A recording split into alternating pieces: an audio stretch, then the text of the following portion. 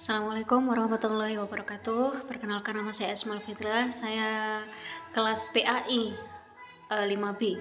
Di sini saya akan mereview atau menjelaskan kembali secara singkat mengenai materi fikih munakahat selama 1 semester ini, di mana dalam fikih munakahat kami akan membahas yang berkaitan dengan pernikahan, apa saja yang dapat membatalkan atau membuat cerai dan lain sebagainya.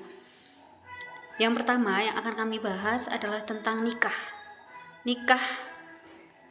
Arti nikah adalah suatu akad di mana seseorang itu dapat melakukan hubungan pernikahan atau hubungan suami istri, hubungan badan. Ayat yang menjelaskan tentang pernikahan ada dalam surat An-Nisa, yakni A'udzubillahi minasyaitonirrajim. Fankihu ma taba lakum minan nisa'i matsna wa thulatsa wa ruba', di mana seorang laki-laki itu dapat menikahi seorang perempuan maksimal 4 orang. Nikah sendiri memiliki rukun dan syarat. Ada 5 rukun dan syarat yang harus dipenuhi sebelum melakukan pernikahan.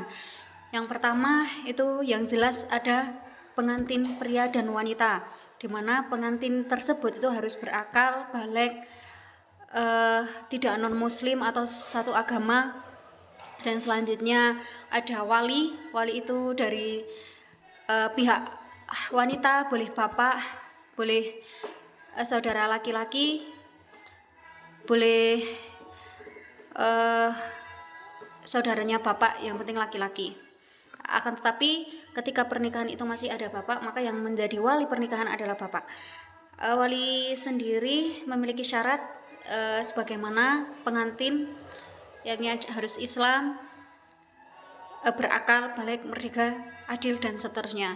Yang selanjutnya ada saksi juga memiliki syarat sebagaimana wali dan pengantin. Dan yang terakhir yaitu ijab dan qabul. Ijab qabul itu harus dilafadzkan dengan Arab dan juga dengan terjemahan bahasa Indonesia, dan dimana ijab qabul itu harus satu tempat. Dan selanjutnya dalam pernikahan itu ada yang namanya mahar. Mahar adalah sebuah hadiah yang diberikan oleh seorang suami kepada istrinya. Mahar tersebut dapat berupa uang, dapat berupa barang, jasa, dan lain sebagainya. Yang pasti mahar adalah sesuatu yang dapat difinansialisasi atau memiliki nilai ekonomi. Mahar tidak fuqaha tidak ada batasan dalam mahar. Mahar boleh bisa banyak, bisa sedikit. Yang pasti mahar itu ada 2 macam. Yang pertama musamah dan yang kedua mithli. Musamah itu mahar yang jelas-jelas disebutkan dalam akad nikah, yang mana apabila wajib dibayar dan apabila dilakukan perceraian dan telah bercampur, wajib dibayar setengah, ataupun mati itu kalau mahar musamah wajib dibayar setengahnya. Dan kalau mahar mithli, mahar yang belum dijelaskan atau belum diutarakan, diperjelas dalam akad, maka apabila adanya ada cerai atau mati belum bercampur, itu tidak diberikan tidak apa-apa. Dasar hukum mahar itu ada juga di surat An-Nisa. Ada di surat An-Nisa juga. A'udzubillahi minasyaitonirrajim. Wa atun nisa asyadaqatihinna nihlah. Dan untuk wanita itu sedekah. Jadi mahar itu berupa hadiah atau pemberian. Tapi hukum mahar ini tidak menjadi rukun atau syarat pernikahan. Begitu. Yang selanjutnya ada wanita yang haram dinikahi. Jadi wanita yang haram dinikahi itu bisa haram dinikahi selamanya atau bisa haram dinikahi sementara. Yang haram dinikahi selamanya itu ada 3, yaitu sebab nasab, sebab persusuan, dan sebab musyaharah atau hubungan kekerabatan. Yang pertama itu sebab nasab, ibu, saudara kandung perempuan, bibi, nenek, dan nasab yang masih nasab dekat begitu. Dan yang kedua musyawarah atau hubungan kekerabatan, yaitu adik tiri, kakak tiri, ibu tiri, atau ayah tiri yang mesti sudah bercampur pada ibunya begitu atau pada ayahnya, dan setelah meninggal atau setelah perceraian itu tidak boleh menikah dengan laki-laki atau perempuan itu. Dan yang terakhir, yang ketiga itu saudara persusuan, di mana misal ibu kita menyusui A, setelah tahu kita tidak boleh menikahi si A gitu.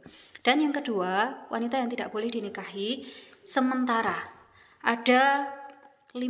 Yang pertama, wanita yang ditalak 3. Wanita yang ditalak 3 itu suaminya itu tidak boleh menikahi lagi kecuali dengan pernikahan dengan orang lain terlebih dahulu setelah bercerai lalu menikahi lagi. Yang kedua, seorang wanita yang sedang dalam masa iddah tidak boleh dinikahi kecuali setelah habis masa iddah. Dan yang ketiga, wanita yang masih terikat, di mana wanita itu masih berstatus suami atau istri dari orang lain. Selanjutnya, wanita dengan beda keyakinan, misal Islam dan bukan ahli kitab, itu tidak boleh dinikahi. Selanjutnya, wanita yang ingin dinikahi tapi dijadikan istri kelima, di mana seorang pria atau laki-laki boleh menikahi perempuan maksimal 4, maka yang untuk kelima ini haram dinikahi atau pernikahannya haram. Selanjutnya, dalam pernikahan itu ada konsep kafaah atau setara. Kesetaraan tersebut meliputi kesetaraan ilmu atau ilmu pengetahuan, kesetaraan nasab, kesetaraan perekonomian, pekerjaan, dan karakter, di mana kafaah itu sangat menunjang dalam pernikahan dan mempengaruhi stabilitas pernikahan. Yang selanjutnya, macam-macam pernikahan. Jadi pernikahan itu ada macam-macamnya. Macam-macam pernikahan ada nikah hamil, nikah siri, nikah sighar, nikah dengan non-muslim, nikah mu'tah, dan nikah muhallil. Yang pertama akan kita bahas adalah nikah hamil, di mana pernikahan itu dilakukan saat dalam wanita hamil, baik dinikahi oleh yang menghamili atau dinikahi oleh orang lain. Ada 2 pendapat yang menyatakan hukum nikah hamil. Ada yang mengatakan bahwa nikah dalam keadaan hamil itu boleh dengan dasar hukum untuk mengurangi perzinaan dan untuk membebaskan atau mengikat mengikat nasab, di mana setelah seorang bayi lahir itu dapat ikut nasab ayahnya dan dapat mendapatkan waris. Dan yang kedua itu tidak dibolehkan menikahi wanita hamil kecuali sudah lahir, karena wanita tersebut dalam masa iddah, begitu. Dan yang selanjutnya adalah nikah siri. Nikah siri adalah nikah yang dirahasiakan, di mana dalam Islam itu memperbolehkan nikah yang dirahasiakan asal syarat dan rukunnya terpenuhi. Akan tetapi dalam hukum Indonesia atau KHI itu nikah siri itu dilarang dan bisa dilaporkan ke tindak pidana atau perdata. Dan yang selanjutnya adalah nikah dengan non-muslim. Seorang laki-laki atau seorang perempuan tidak boleh menikahi non-muslim atau seorang yang tidak Islam. Akan tapi ada beberapa qaul yang menyatakan bahwa seorang laki-laki itu boleh menikahi ahli kitab, bukan non-muslim, Kristen, Katolik, Hindu, Buddha, tapi ahli kitab, di mana dia itu benar-benar memperdalam kitabnya. Misal dia dengan Injil yang masih asli, atau Taurat yang masih asli, atau Zabur yang masih asli, itu boleh dinikahi. Atau laki-laki ahli kitab itu boleh dinikahi asal belum tercampur dengan agama lain, begitu agama lain selain Islam. Jadi wanita atau laki-laki ahli kitab itu boleh dinikahi. Ada yang memperbolehkan dan ada yang tidak memperbolehkan. Kalau dalam kompilasi hukum Islam atau dalam hukum di Indonesia itu menikah dengan non muslim dalam KTP itu disebutkan bahwa dalam KTP itu agamanya beda, maka dilarang menikah. Dan yang selanjutnya nikah sigor. Nikah sigor itu nikah yang tidak memberikan mahar atau nikah dengan ditukar. Misal seorang bapak menikahkan anak perempuannya kepada seorang laki-laki dengan syarat adik sang laki-laki itu dapat dinikahkan dengan saudara perempuan. Begitu tidak ada mahar atau tidak ada mahar dan konsepnya seperti itu atau akadnya seperti itu dinamakan nikah sigor, dan di Islam itu dilarang. Dan selanjutnya nikah mu'tah atau nikah kontrak. Kalau kita menyebut itu nikah kontrak, yaitu nikah dengan jangka waktu di mana syarat dan rukun itu tidak terpenuhi. Walaupun syarat dan rukun terpenuhi, tapi dengan qasdu atau dengan niat kesengajaan untuk jangka waktu atau kontrak itu dilarang atau haram dilakukan. Yang selanjutnya adalah nikah muhalil. Nikah muhalil yaitu nikah di mana seorang wanita atau seorang istri telah ditalak 3 oleh suaminya, dan suaminya itu menikahinya lagi tanpa si wanita menikah dengan orang lain terlebih dahulu. Itu tidak boleh atau diharamkan. Selanjutnya dalam pernikahan itu bisa rusak atau bisa batal dengan adanya beberapa ketentuan. Yang pertama itu jelas tidak terpenuhnya syarat rukun nikah itu tidak ada, maka nikah dianggap fasak, batal. Yang kedua, salah satu murtad. Dalam suatu pernikahan sudah akad nikah tapi yang salah satu murtad, itu nikah secara Islam batal. Selanjutnya, salah satu cacat di mana atau memiliki penyakit yang tidak bisa memenuhi kewajibannya sebagai suami atau istri, maka pernikahan bisa batal atau bisa diajukan ke pengadilan untuk meminta cerai.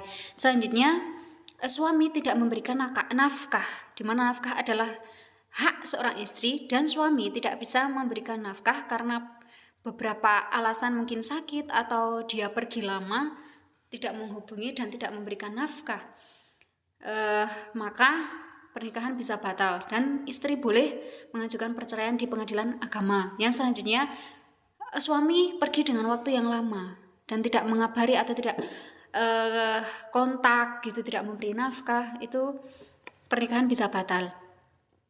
Kalau dalam pengadilan agama, perceraian bisa dilakukan ketika tidak terjadi interaksi atau tidak satu rumah selama 6 bulan. Begitu. Kalau selama 6 bulan LDR atau tidak satu rumah, tidak berinteraksi, itu bisa mengajukan perceraian. Dan yang selanjutnya, suami yang melanggar perjanjian.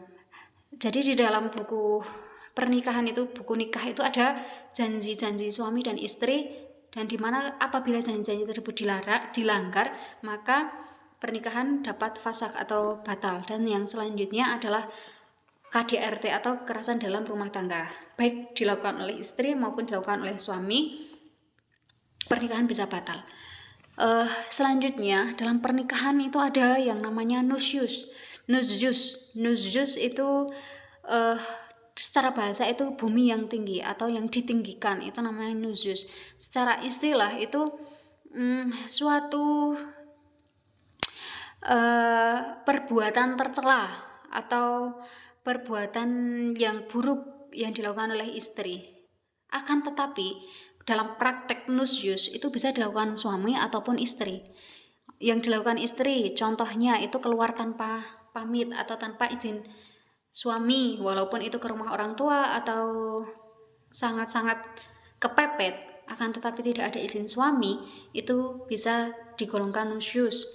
Kalau yang suami misal dia melakukan kesalahan yang terus-menerus, misal dia melakukan game yang mengakibatkan madorot sampai dia tidak memberikan nafkah dan lain sebagainya, itu bisa dikatakan nusyus. Dan nusyus ini bisa menyebabkan apabila dilakukan terus-menerus, itu bisa mengakibatkan perceraian. Kalau yang dilakukan istri itu bisa suami boleh mengucapkan talak. Dan yang selanjutnya, apabila nusyus itu dilakukan oleh istri, akan tetapi suami masih ingin keduanya ingin mempertahankan rumah tangga, maka istri boleh dinasehati dengan nasihat ringan keras, asal sampai jangan memukul kepala. Dan yang selanjutnya, apabila suami yang melakukan nusyus, istri boleh meminta kompensasi. Dalam pernikahan juga ada yang namanya talak. Talak itu artinya melepaskan ikatan. Ikatan perceraian itu yang terlepas namanya talak atau cerai. Itu hanya bisa dilakukan oleh suami. Istri tidak bisa melakukan talak walaupun dia sudah berkeinginan untuk cerai, tapi dia tidak bisa menjatuhkan talak. Syarat rukun talak itu ada 5. Yang pertama itu ada bahwa suami istri itu masih dalam ikatan pernikahan, hanya bisa dilakukan oleh suami, istri tidak bisa melakukan talak. Yang kedua, ada kehendak atau keinginan seorang suami memang betul-betul ingin menceraikan. Yang selanjutnya, yang ditalak adalah benar-benar istrinya. Yang selanjutnya, hubungan pernikahan adalah pernikahan yang sah. Apabila pernikahan seperti yang dijelaskan itu talak tidak bisa digolongkan dengan talak. Dan yang terakhir adalah lafadz. Lafadz itu bisa sharih, bisa sharih atau bisa tidak sharih atau kiasan begitu. Yang penting ada qasdu atau kesengajaan, ada niat itu untuk melakukan talak. Talak itu ada 2, talak rojai dan talak bain. Talak rojai itu dimana seorang laki-laki menjatuhkan talak 1 itu dengan masa iddah 3 bulan, dimana ketika ingin merujuk atau kembali itu tidak perlu akad. Yang kedua talak bain. Tapi ada yang menyebutkan bahwa talak rojai itu apabila akan kembali itu harus dengan lafadz yang jelas. Misal akhrajtuka,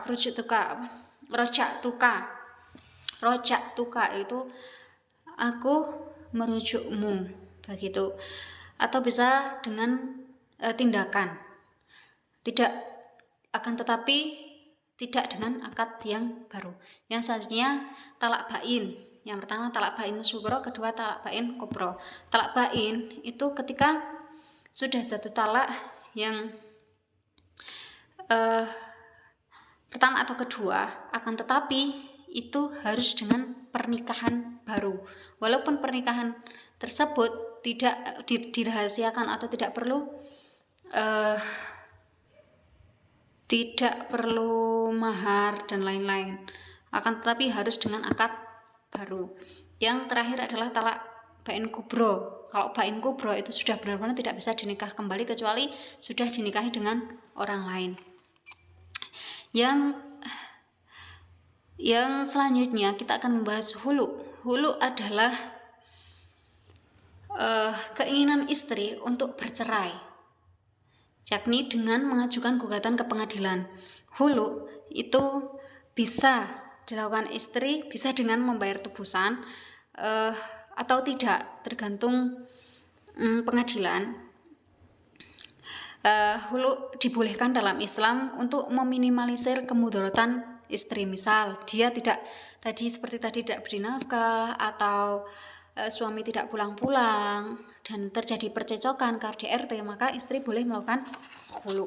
Dan selanjutnya Syikok itu bisa menjadi sebab perceraian karena dia adalah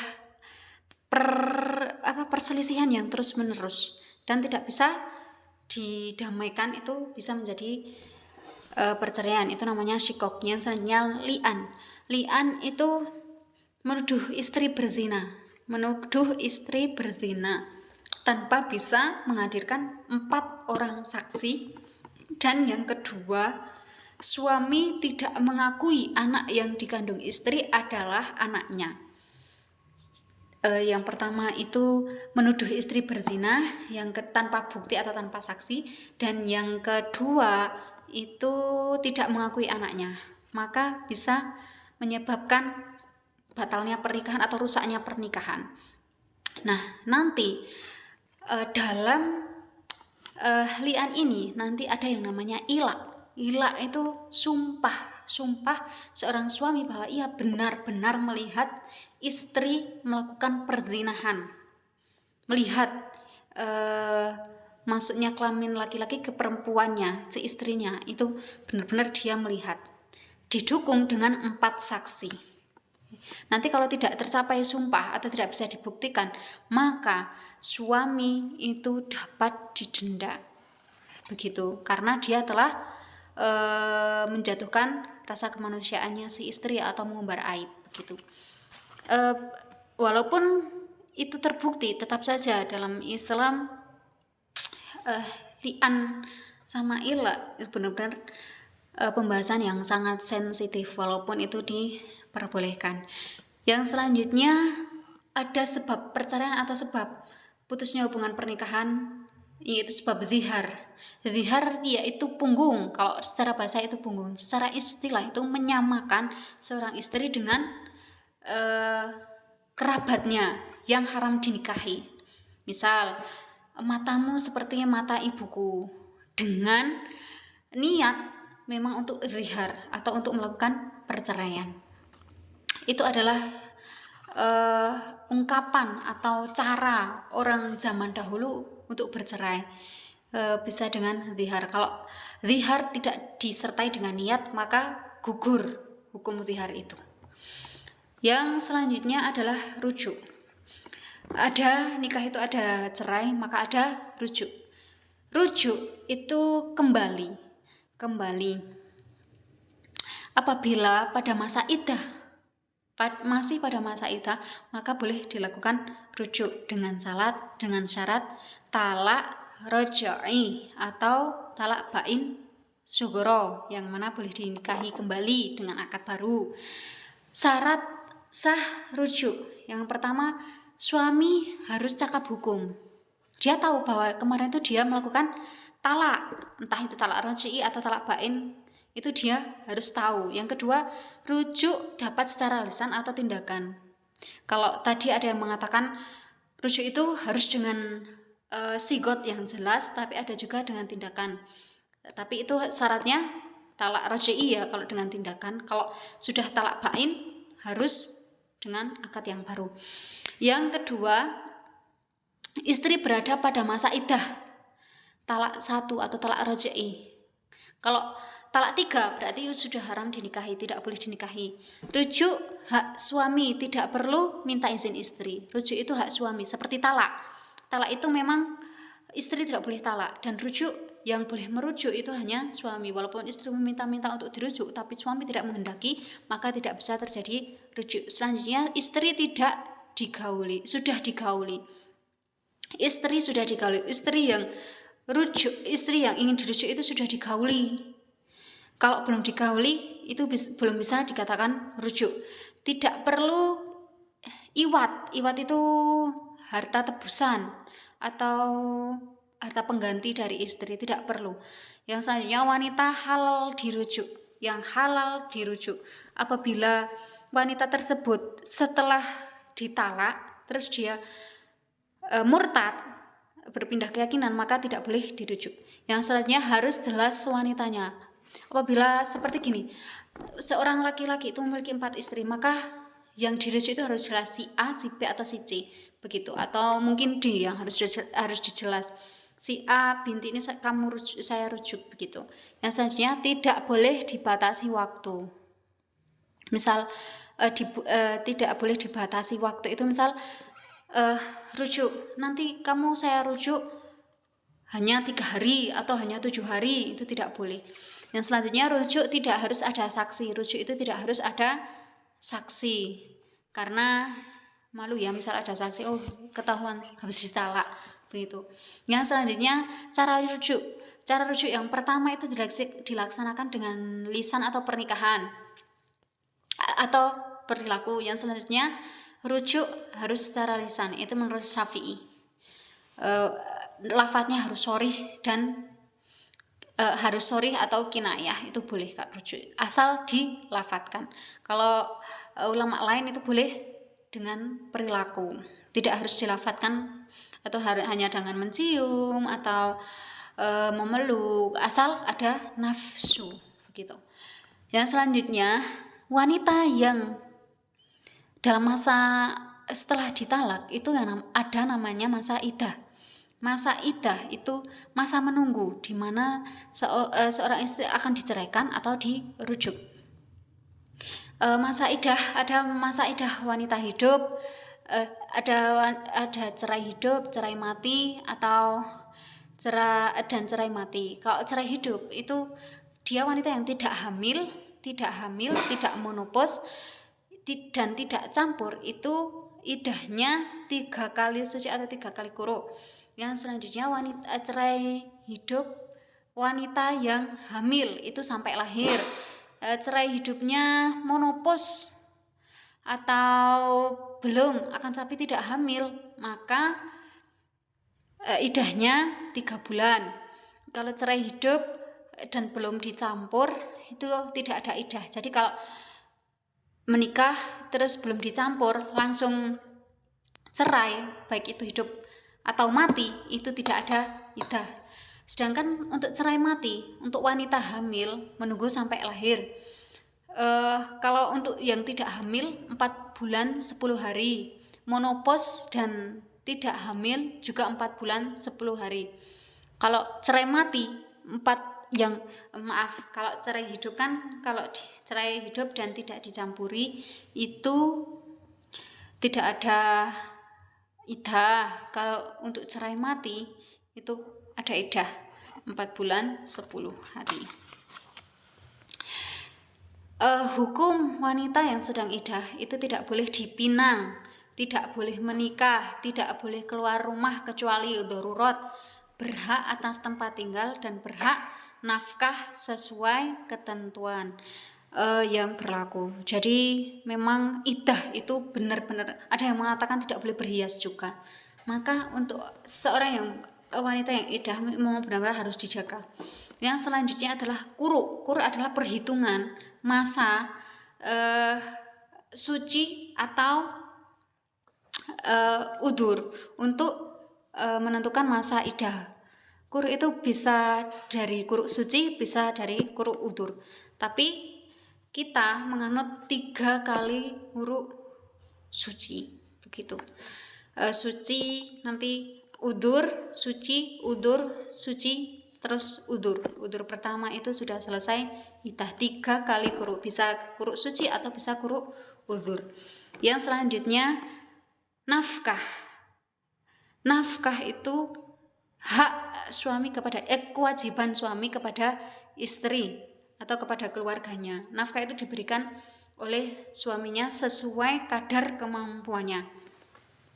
Apabila seorang wanita ingin membantu dalam pekerjaan, maka itu bukan disebut nafkah, hanya membantu secara finansial. Syaratnya sebuah nafkah itu dalam pernikahan yang sah dan wanita dalam masa iddah sesuai dengan ketentuan yang berlaku. Selanjutnya hadonah. Hadonah itu memelihara atau berkumpul atau menjaga. Hadonah itu menjaga yang seharusnya dijaga. Hadonah itu diberikan atau dilakukan oleh keluarga baik dari suami atau istri sesuai dengan ketentuan atau terdekatnya. Misal yang harus menjaga itu seorang ibu, tapi ibunya tidak ada, maka bisa nenek dari ibu atau bibi dari ibu sampai turun atau sampai ke atas. Apabila dari si ibu tidak bisa, maka diambil oleh ayah ke bawah atau ayah ke atas begitu. Biasanya hadonah itu untuk seorang anak atau disabilitas yang membutuhkan kasih sayang, begitu, itu masuk hadonah. Selanjutnya legalitas pernikahan di Indonesia. Jadi di Indonesia itu memang tidak boleh asal menikah. Ada rukun dan syaratnya yang sudah ditentukan secara jelas. Pernikahan siri di Indonesia tidak diperbolehkan karena kecuali seorang istri memberikan izin secara legal, baru boleh melakukan pernikahan.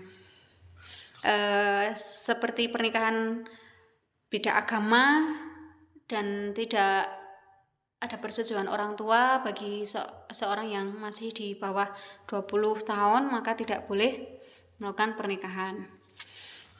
Sekian penjelasan atau review singkat materi fikih munakahat.